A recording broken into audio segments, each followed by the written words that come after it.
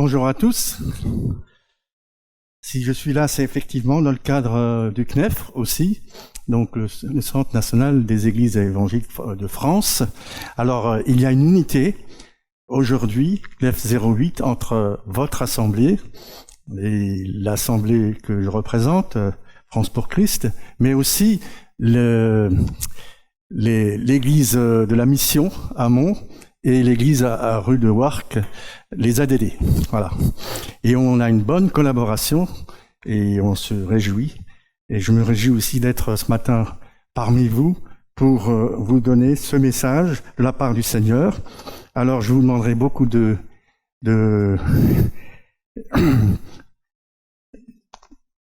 d'écoute, parce qu'il s'agit d'un message que j'ai donné d'ailleurs ailleurs et qui me semble très important.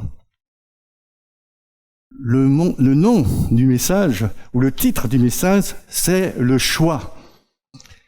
Dans la vie, il faut choisir. Il faut toujours choisir. Et ça, c'est très important dans la vie.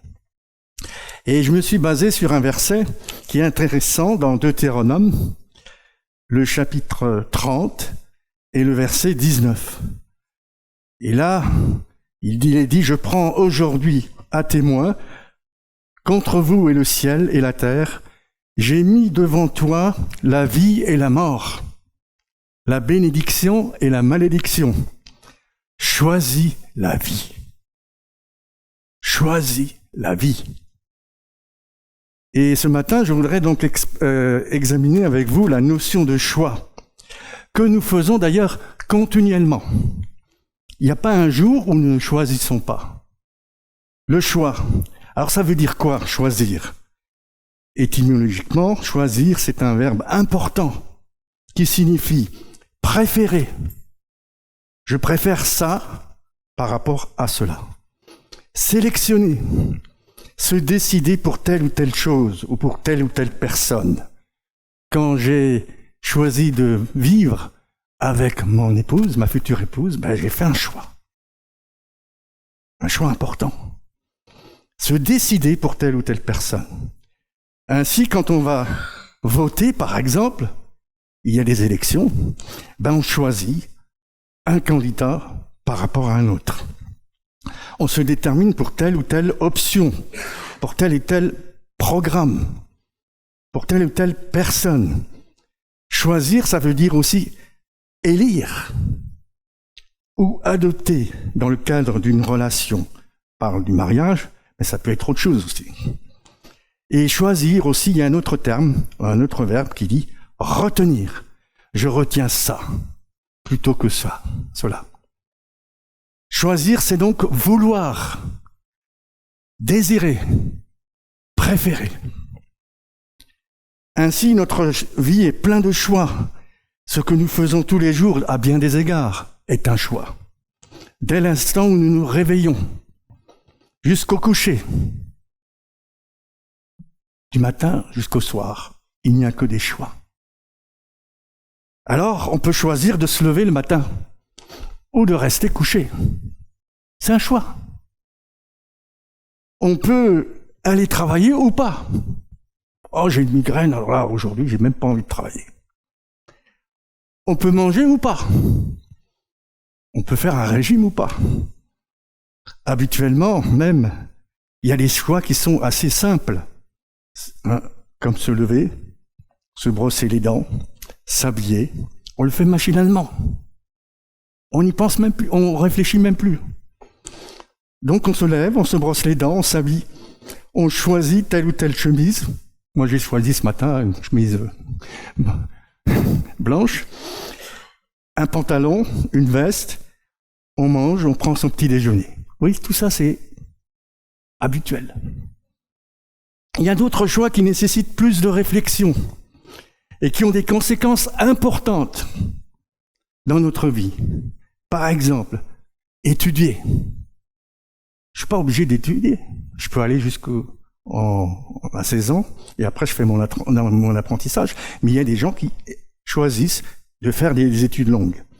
Choisir une profession, choisir son conjoint, comme je l'ai dit tout à l'heure. Venir dès le matin au pied de la croix. devant Dieu, prier et lire sa parole. C'est un choix qu'on fait. Il y a des gens qui disent, moi le matin, je vais pas prier, j'attends le soir. C'est un choix. On peut aussi choisir pour rompre avec des mauvaises habitudes. Pour cesser de boire, par exemple. On se dit, maintenant, aujourd'hui, ça suffit. J'enlève la bouteille, je la jette. Ou cesser de fumer, c'est aussi un choix. Car tous ces choix ont des conséquences sur notre vie ici-bas, et même aussi pour la vie éternelle. Par conséquent, il convient, à mon sens, de bien choisir chaque jour pour faire certaines choses qui est crucial.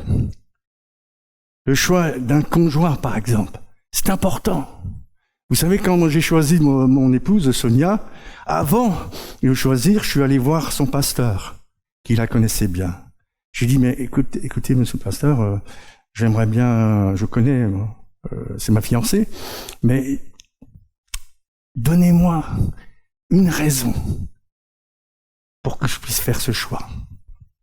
Il m'a parlé de Sonia. Il m'a dit que du bien, pratiquement. Vous voyez, le choix, c'est important. Il est important aussi d'avoir un conseiller quand on choisit. Parce que c'est pour toute la vie. Choisis pas une femme pour un jour, pour 2 jours. C'est pour toute la vie. Ça fait 35 ans que nous sommes mariés, Sonia et moi, et je ne le regrette pas. Et elle ne le regrette pas. Parce que c'était la volonté de Dieu. Il nous a donné donc 2 enfants, Samuel et Marie, et nous sommes même grands-parents, et nous avons un petit-fils de 4 ans, David, et un petit garçon, un petit bout de chou, de 9 mois, Adam. Oui, le choix, il y a un choix important, le choix du conjoint, et le choix entre Dieu ou le monde.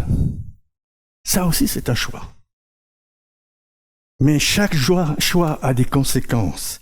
Et si je suis chrétien, je ne me marie pas avec n'importe qui.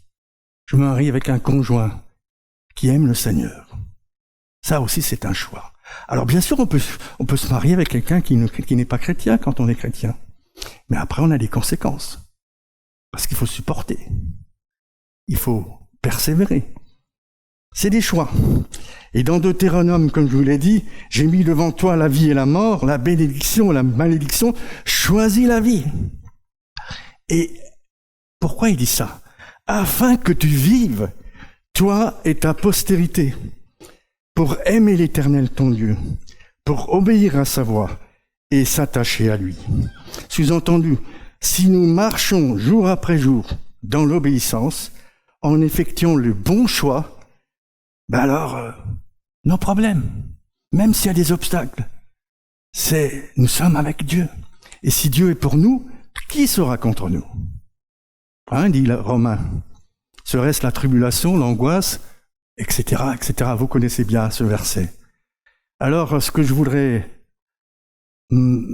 Ainsi, donc, un chrétien m'a parlé dernièrement, il a fait une prédication sur Joseph.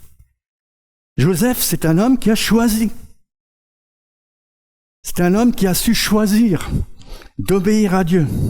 Et malgré les sollicitations de la femme de Potiphar, sa maîtresse, ça lui a coûté. Ça lui a coûté la prison. Il a refusé les avances de Potiphar. Il a refusé de pécher. Il a préféré fuir. Il a préféré la prison. Quel exemple, ce Joseph.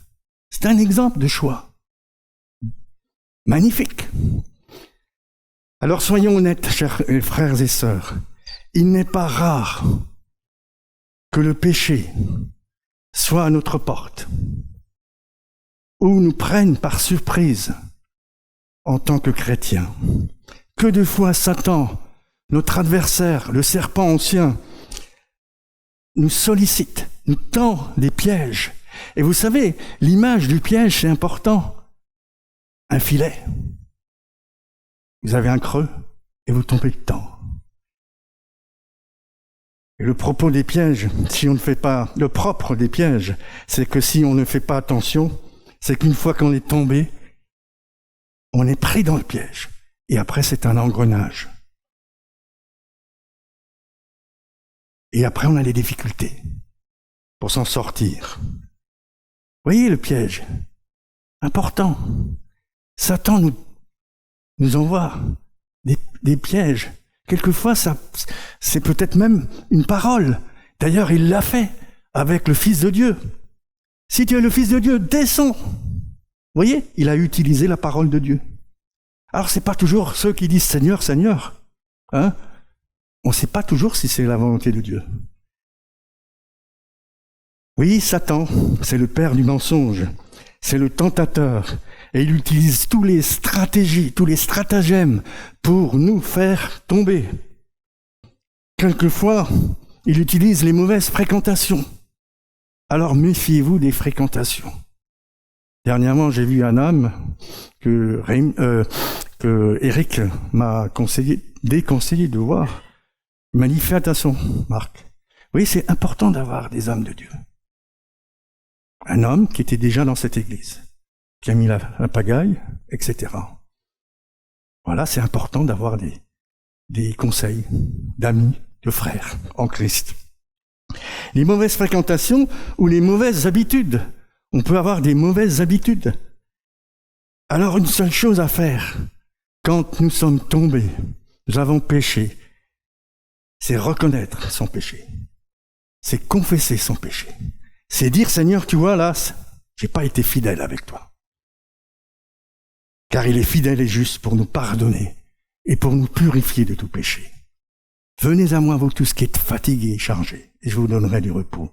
Vous connaissez tous ces versets-là.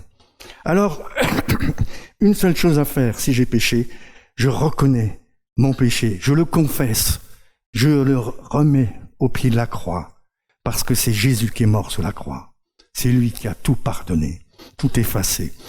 Et acceptons la responsabilité.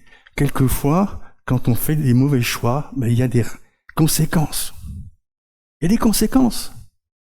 Un homme chrétien qui se marie avec une personne non chrétienne, il a des conséquences. C'est des choix qu'on fait dans la vie, toujours. On ne peut pas servir deux maîtres, dit Jésus, sans que l'un soit trompé. Matthieu 6, 24. Ou bien tu haïras l'un et tu serviras l'autre.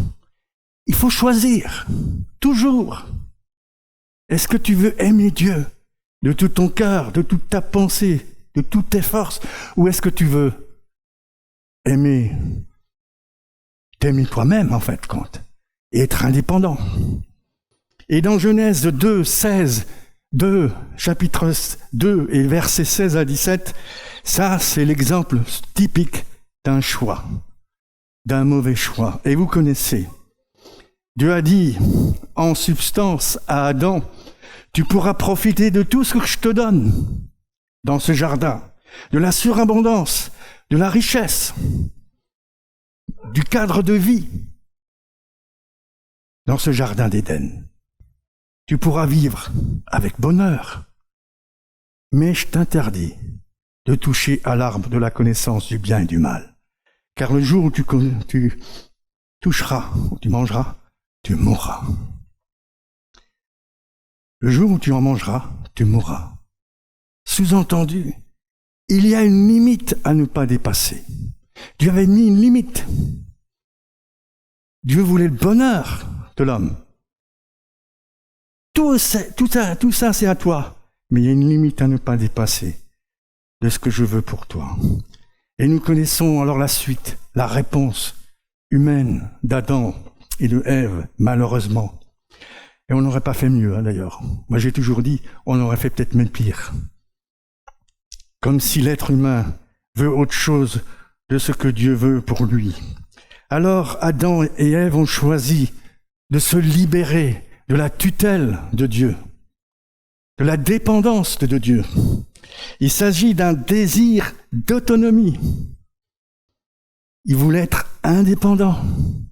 Ils se sont laissés séduire par le serpent. Dieu a-t-il réellement dit que? Oh, il dit ça parce qu'il ne veut pas que vous soyez heureux. C'est ça, en fait, en substance, qui s'est mis dans le cœur de Ève et de Adam. Ils ont donc voulu, ils n'ont pas écouté Dieu. Et ils ont écouté la voix du mensonge, la voix du père du mensonge. Et ce qui a entraîné la rupture de l'alliance entre Dieu et eux. Ils ont fait un choix, malheureusement le mauvais choix. Et ce choix a eu des conséquences terribles. Genèse 2, des conséquences même immédiates déjà. 1, Genèse 3 verset 7, pudeur. Ils sont sentis pas bien dans leur peau. Dissimulation, Genèse 3 verset 8. Sentiment de honte, de peur, Genèse 3 10. Accusation de l'autre, c'est pas moi. Tu as posé une question, mais c'est pas moi, c'est l'autre. C'est vieux comme le monde, ça. Aujourd'hui encore, c'est pas moi, c'est l'autre. Accusation de l'autre, c'est pas moi. Et en plus, il y a eu la maladie, la mort physique. L'homme était destiné à vivre éternellement dans ce paradis. Rupture, mort physique, mort spirituelle. Mort spirituelle, séparation avec Dieu. Grave. Et la personne n'ont plus été les mêmes. Et en plus, elle était divisée. Ils ont eu une mauvaise conscience. Il y a eu cette relation de confiance brisée à cause de l'irruption du péché, du mal. On a perdu le paradis. On a perdu beaucoup de choses, la vie, mort physique, mort spirituelle, et tout le monde a été contaminé par ce péché. On a parlé du virus le Covid-19, mais pareil, hein, c'est une pandémie mondiale. Ce qui s'est passé suite au choix d'Adam et de Ève. Pandémie, le péché. Le péché est entré dans ce monde. La division, et j'en passe. Alors bien sûr, quand on parle de péché, on parle aussi de choix, excusez-moi, on parle de libre arbitre. On est libre de choisir. Dieu ne vous force pas. Il vous dit choisis. Il est dit là, j'ai mis devant toi la vie et la mort. Choisis la vie. Sous-entendu, tu es libre de choisir. Dieu ne nous force pas. Il nous laisse choisir, c'est vrai. Il nous laisse libres de répondre à son appel. Mais soyons certains que nous sommes responsables de nos choix. Ce qu'un homme aura semé, il le moissonnera. Ce qu'un homme aura semé, il le moissonnera. Si je sème la chair, je récolte la chair. Si je sème la corruption, et si je sème par l'Esprit de Dieu, j'ai la vie éternelle. C'est un choix. Et c'est ce qui s'est passé au commencement, dans Genèse. Nos premiers parents, Adam et Ève, je vous l'ai dit, je leur ai dit, ils ont fait le mauvais choix. Oui, ils ont écouté quelqu'un d'autre que l'Éternel, le Créateur. Ils ont écouté Satan. Ils ont été séduits par ses discours. Et toute l'humanité a été impactée à cause de leur choix. C'est pour vous dire que le choix, c'est important. Vous avez des conséquences.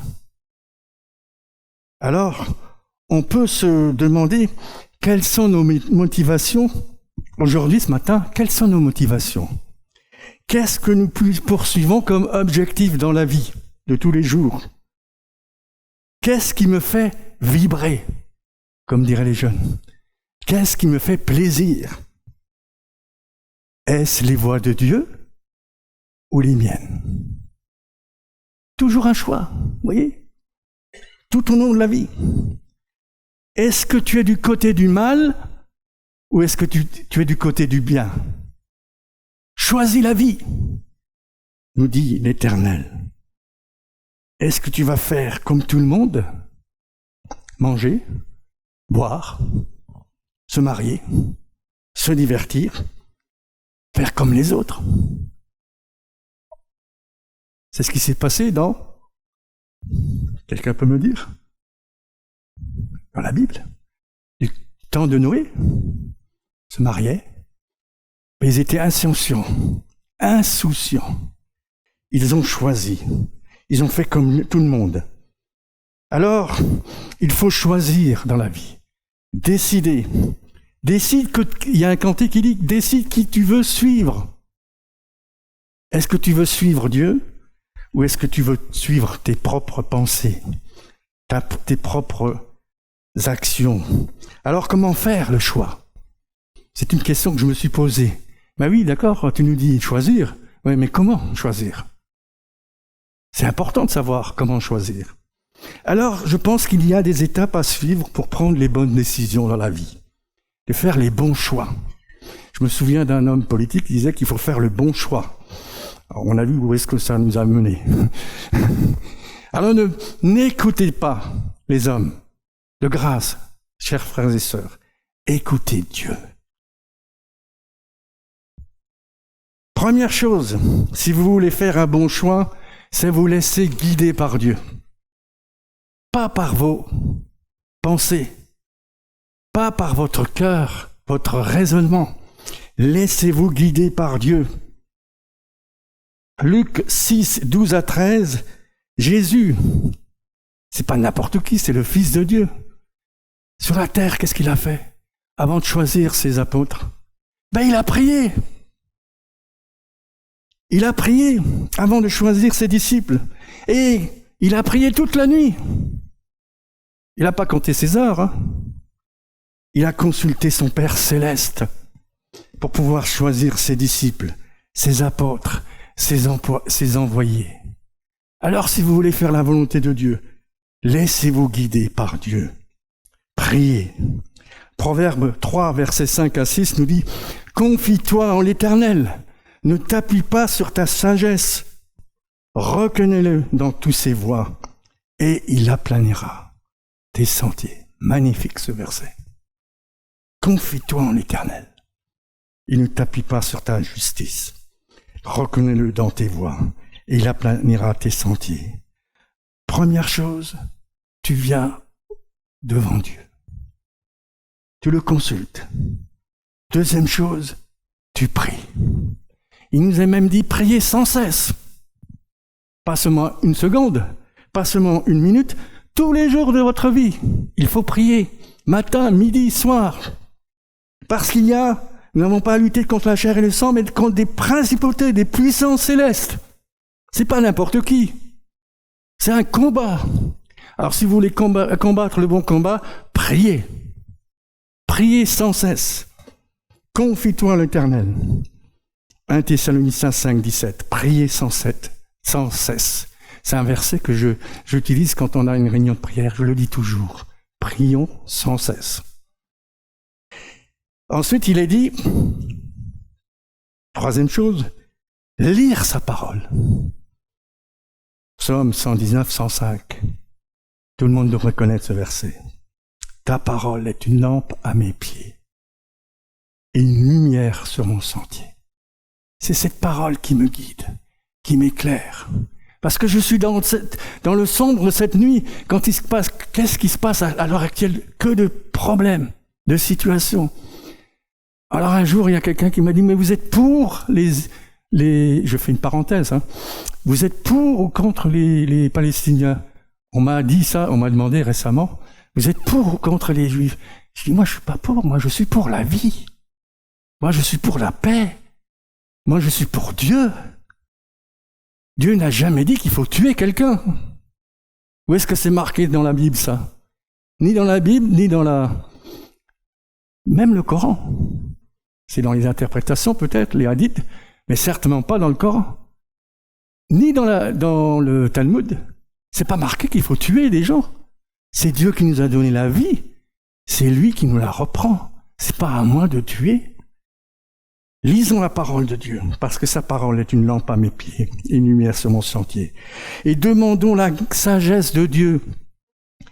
Jacques 1, verset 5, « Si quelqu'un d'entre vous manque de sagesse, qu'il la demande à Dieu, qui donne tout simplement. » Et souvent, on doit faire des choix. Il dit, « Seigneur, montre-moi. Seigneur, éclaire-moi, que ton Esprit Saint me dise ce qu'il faut faire ou ce qu'il ne faut pas faire. » Alors peut-être il vous envoie une parole, dans sa parole, un verset, ou un conseil d'un frère. Merci Eric en tout cas de m'avoir conseillé. Voilà, c'est important d'avoir des frères et sœurs. Il nous envoie peut-être, il peut même nous envoyer un songe. Moi je crois que Dieu est tout puissant. Demandons donc la sagesse à Dieu. Et demandons aussi un conseil à quelqu'un d'expérimenté. Si je suis un jeune chrétien ou quelqu'un qui a 20 ans, je vais demander à quelqu'un qui a 40 ans ou 50 ans d'expérience. Demandons à un responsable ou à un frère ou une sœur. Tu vois, là j'ai un problème, qu'est-ce que tu en penses? On a le droit et même le devoir de demander conseil à un responsable d'église, à un ancien ou à un frère ou une sœur plus avancé que nous. C'est important.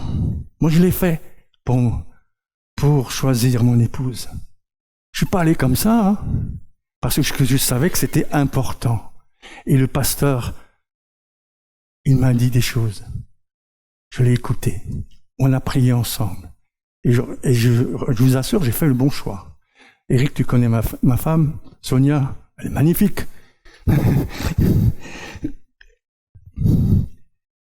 Conseil donc à quelqu'un d'expérimenté. Demandons. Cinquième chose, ou sixième chose, je ne sais plus où est-ce que j'en suis, évaluons les possibilités. Quand vous avez un choix à faire, moi, quand je fais des choix, je fais point positif, point négatif. Qu'est-ce qui pèse? La balance, je fais la balance. Qu'est-ce qui pèse le plus? Est-ce que c'est les points positifs ou est-ce que c'est les points négatifs? Quand il faut faire un choix dans l'Église, un choix au niveau du conseil d'église. Pas facile, hein? Pas toujours facile. On n'est pas toujours d'accord. Mais on prie, on demande conseil à Dieu et on évalue les possibilités, les avantages, les inconvénients. Luc, et d'ailleurs c'est biblique ça. Luc 14, verset 28, il nous a dit, si quelqu'un veut construire une tour, qu'il s'assied, qu'il calcule la dépense, qu'il évalue. Nous avons besoin de calculer la dépense quelquefois pour prévenir les dangers, les obstacles, avant de construire une tour. J'imagine quand vous avez fait bâti cette église, vous avez réfléchi aussi. Vous avez pesé le pour et le contre. Et après, une fois que j'ai demandé au Seigneur, je me suis laissé guider par Dieu, j'ai prié, j'ai lu sa parole, j'ai demandé la sagesse à Dieu, j'ai demandé conseil aux uns et aux autres, j'ai évalué les possibilités, eh bien, hop, on décide. On n'attend pas 15 ans. On décide, et en demandant toujours l'orientation divine, et on agit. Moi, j'ai connu des frères et sœurs qui ont prié, qui ont évalué tout ça, et ils n'ont pas agi. On les voit toujours. Ils sont inactifs. Non, quand Dieu te dit, il faut y aller, il faut y aller. Obéis. Il y a une part d'ombre des fois, aussi. Il faut le savoir dans la vie. Il y a une part d'ombre. Alors l'exemple, moi je vais vous donner un exemple très bien de la Bible, dans Luc 10, verset 42. Il est dit que Marie a choisi la bonne part, qui ne sera point ôtée. Marie a fait un choix. Il y avait le Maître, le Roi des Rois, le Seigneur Jésus. Marthe, sa sœur, qui a reçu le Seigneur Jésus dans sa maison, était affairée. Oh là, qu'est-ce que je vais faire comme potage, comme plat, mais etc. Mais Marie, lui, elle est au pied du Seigneur. Marie a écouté la parole de Jésus.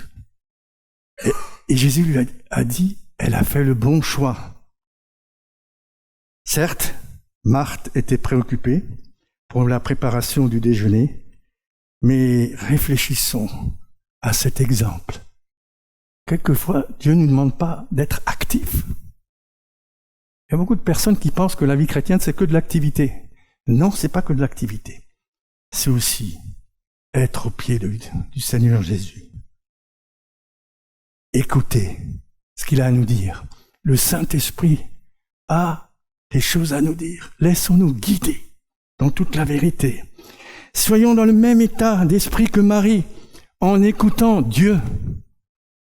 Alors Dieu parle d'une manière ou d'une autre, je vous l'ai dit, soit par des songes, Job 33, versets 14 et 15, soit par des frères ou des sœurs dans l'assemblée, soit par des situations, un accident, soit par une circonstance même, dans la vie. On fait une rencontre, on fait, etc. Dieu parle. Mais est-ce que j'écoute? Alors mon choix, c'est toujours d'être au pied, comme Marie, au pied de Jésus. Seigneur, que veux-tu que je fasse? C'est ça la volonté de Dieu. Jean 14, verset 23, Jésus dit, « Si quelqu'un m'aime, il gardera ma parole, et mon Père l'aimera. Nous viendrons à lui et nous ferons notre demeure chez lui. » Extraordinaire ce verset. Si quelqu'un m'aime, ça veut dire si quelqu'un choisit de s'intéresser à Dieu. Aimer, c'est s'intéresser à l'autre. C'est pas l'ignorer. Si quelqu'un m'aime, il gardera ma parole et mon Père l'aimera. Et nous ferons demeure en lui. Le Saint-Esprit vous a été donné. Vous l'avez là. Obéissez-le. Que me faut-il autre chose que Dieu? Rien. Pourquoi chercher ailleurs ou choisir autre chose que Dieu? Souvenons-nous de Joseph. Même emprisonné, il a reflété la lumière de Dieu. En plus, il a évangélisé dans la prison. Oui, notre choix, par nos choix, nous pouvons avoir un bon témoignage si nous choisissons la bonne part. Véritable témoignage, nos bons choix qui ont une destinée éternelle. Je me souviens, en tant que Gédéon, on a distribué à Sedan des Nouveaux Testaments. Alors il y a la police municipale qui est venue, puis il nous a dit stop, on n'avait pas le droit de... Il y a un frère, Gédéon, qui est prof de droit à la faculté de Reims, puis il a dit, mais attendez là, quel est le texte qui nous dit que il est interdit de distribuer sur la voie publique des Nouveaux Testaments? Ils ont dit, non, on dégage. Et moi, j'ai téléphoné à la lieutenante au commissariat que je connaissais, des renseignements généraux, à l'époque. Il s'appelait renseignements généraux, maintenant il s'appelle sur un autre nom, peu importe. Et puis la responsable m'a dit, écoutez, donnez-moi ce brigadier. Je lui ai donné. Elle s'est fait enguirlander. Elle dit, mais c'est quoi ça?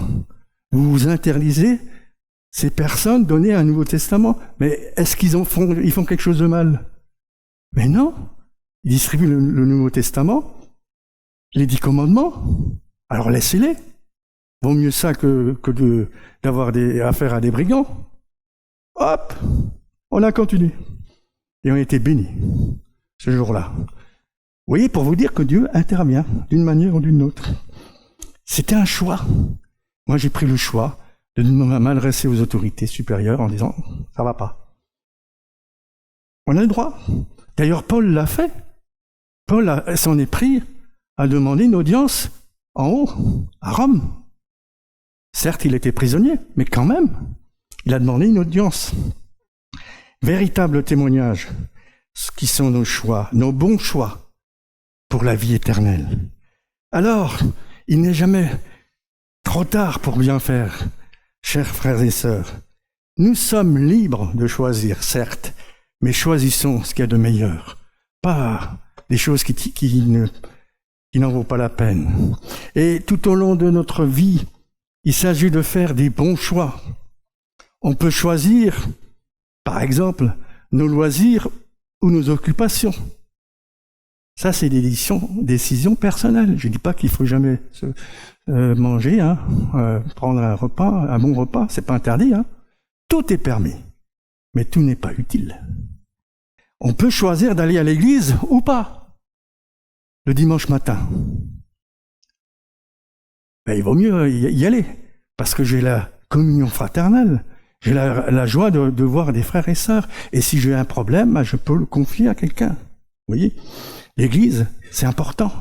Je connais beaucoup de chrétiens qui disent « Oh, ben, l'église... » Non, Christ est mort. C'est lui qui bâtit l'église. C'est lui le chef de l'église. Donc si Christ a institué l'église, c'est pas pour rien. Il a donné les uns comme apôtres, les autres comme prophètes, les autres comme pasteurs et docteurs, pour le perfectionnement des saints, dit Éphésiens 4. Pour que nous soyons saints, irrépréhensibles. Mais pour ça, on a besoin d'une église. Alors je vous encourage à ne pas abandonner votre assemblée, comme c'est la coutume de pas mal de personnes, même ici, à Charleville-Mézières, mais de persévérer dans l'enseignement des apôtres, dans la communion fraternelle, dans la fraction du pain, etc. Comme le dit l'apôtre Paul. Oui, en tout temps, on peut par exemple décider de faire la tête ou de râler toute la journée, plutôt que d'être aimable et souriant avec notre prochain. Mais c'est pas un bon témoignage. On peut aussi choisir de ne pas travailler ou pas, ne pas travailler. Alors on en subit les conséquences. Si je veux pas travailler, je suis bénéficiaire du RSA et je n'ai que je sais plus combien, 587 de mémoire. Et encore, j'ai peu de revenus pour survivre avec le minimum vital. Alors je ne pourrais pas acheter une voiture, je ne pourrais pas aller au restaurant une fois par semaine si j'ai des revenus minimum. Vous voyez, c'est toujours un choix. En toutes circonstances, le choix nous appartient et l'on récolte toujours les fruits. Soit ils sont bons, soit ils sont mauvais. Si Dieu place des interdits, c'est pas pour rien. Si par exemple Dieu nous dit « tu ne tueras point, tu ne commettras point d'adultère, tu ne porteras point de témoignage contre ton prochain, tu ne déroberas point », c'est pour notre bien, c'est pas pour nous embêter. Alors laisse-toi guider par Dieu, car il est fiable, il est fidèle, et ce qu'il a commencé, il le finira, il l'achèvera. Soyez-en sûrs, quand Dieu commence quelque chose dans votre vie, il l'achèvera. Ce n'est pas un menteur. Soyons attentifs donc à sa parole, à ses conseils, et alors comme Salomon, à la question... Ah oui, Salomon, il a demandé une chose incroyable. Demande ce que tu veux que je te donne. Et Salomon, il a fait le bon choix. Il aurait pu dire, moi je veux tous les biens de la terre. Je veux tous les trésors de la terre. Non, il a choisi la sagesse et l'intelligence. Il aurait pu demander les richesses. Il aurait pu demander la puissance. Il aurait pu demander la renommée. Il aurait pu demander je vais être populaire. La sécurité. Une belle apparence. Non, il a choisi la bonne chose, la sagesse. Le livre de la sagesse, les proverbes et tout ça. Incroyable. Il aurait pu demander d'autres choses. Et le jeune Salomon a préféré la sagesse pour pouvoir prendre les bonnes décisions. Et dans Éphésiens chapitre 5, verset 15, il nous est dit « Dieu veut que ses enfants marchent comme des enfants de lumière ». Si vous voulez faire la volonté de Dieu, c'est marcher comme des enfants de lumière et pas comme les enfants des ténèbres. Pour se conduire avec sagesse, comme des insensés, mais pas comme des insensés. Alors, Dieu nous appelle à choisir, jour après jour, à le choisir plutôt qu'un autre, à entrer dans son alliance éternelle, à être en communion avec lui.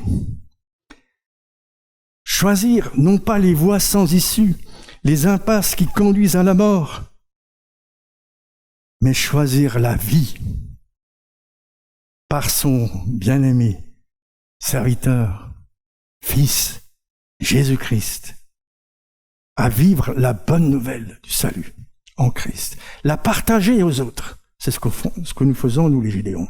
Nous distribuons des Nouveaux Testaments. Parce que nous croyons que tant qu'il y a la vie, il y a de l'espoir. Alors ne suivons plus un étranger, chers frères et sœurs. Ne nous laissons pas conduire par des fausses, des sirènes. Laissons-nous conduire par Dieu. Ne nous suivons plus un étranger, ne suivons plus le père du mensonge, Satan ou notre propre voie. Car il y a deux voies.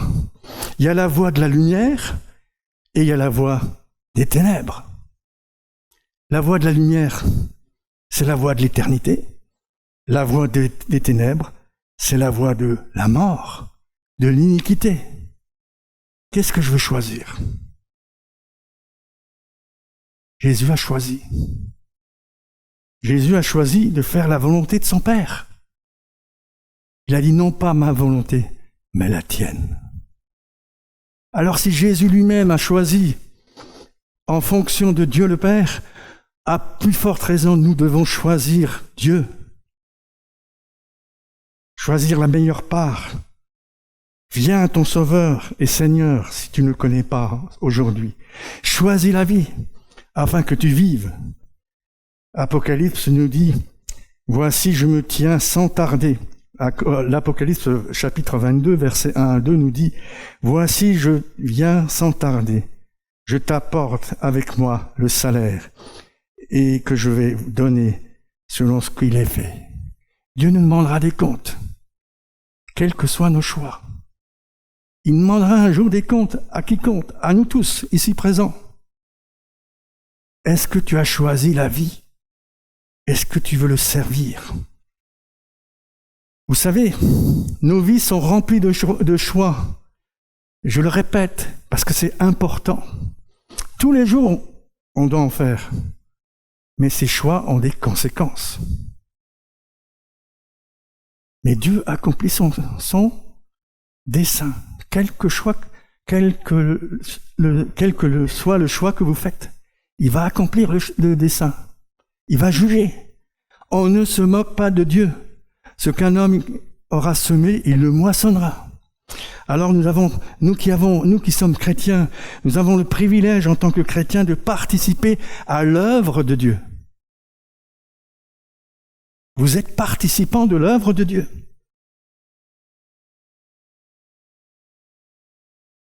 Et Dieu, dans tous les domaines de nos vies, veut que c'est toujours une question de choix.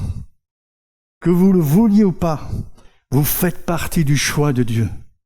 Dieu a fait un choix. Il vous laisse libre. Mais après, il y a des conséquences. Vous voyez ? Dieu vous a créé. Vous qui êtes sur cette terre, alors faites le bon choix. Si vous ne voulez pas faire le choix, alors quelqu'un d'autre fera le choix pour toi. Et c'est pas quelqu'un qui veut du bien pour vous. Même si l'on ne choisit pas, c'est vrai on ne choisit pas toujours. Par exemple, on ne choisit pas sa famille. Le problème, c'est pas que je sois dans telle famille ou pas, que je sois riche ou pauvre, heureux ou malheureux, en bonne santé ou pas. C'est pas ça le problème. Est-ce que tu aimes le Seigneur ? Est-ce que tu as choisi, tu as misé sur le bon, excusez-moi du terme, je ne devrais pas le dire, sur le bon cheval ? Est-ce que tu as misé sur Dieu ? Ou est-ce que tu mises sur toi-même ? Est-ce que tu veux être indépendant ? Vous devez choisir entre Dieu et vous-même. Choisis la vie et non la mort. Écoutez Dieu. Acceptez son amour. Faites-lui confiance. Obéissez-le. Alors, votre vie va repartir, sauvé, transformé, libéré, glorifié. Vous vous rendez compte qu'un jour on sera avec lui? On sera avec lui. Nous sommes les ambassadeurs de Dieu. Un ambassadeur de Dieu, nous ne sommes pas n'importe qui. Moi, un jour, on m'a dit, quand j'ai une fois distribué les Nouveaux Testaments, il me dit, oh, vous êtes rigolo. Je dis, non, je ne suis pas rigolo. Moi, je suis ambassadeur. Je suis fils de Dieu, fils du roi des rois. Je ne suis pas n'importe qui. Quand il était complètement, quand je lui ai dit ça, il a été surpris. Il m'a dit, ah bon? Oui, je suis ambassadeur. J'annonce pas moi, mon état, j'annonce la bonne nouvelle du Christ en Jésus. La bonne nouvelle du salut en Christ. C'est pas moi, j'annonce pas moi-même. Alors une prière qu'on peut faire, si vous voulez bien choisir, pour terminer. Seigneur, aide-moi à faire les bons choix. Assiste-moi par ton esprit, pour que chacun de mes pas soit en conformité avec ta volonté. Cette volonté qui est bonne, acceptable, parfaite. Heureux celui que tu choisis, dit le psaume 65, verset 4. Heureux celui que tu choisis et que tu admets en ta présence pour qu'il habite dans tes parvis. Que le Seigneur nous aide à faire le bon choix tous les jours. Amen.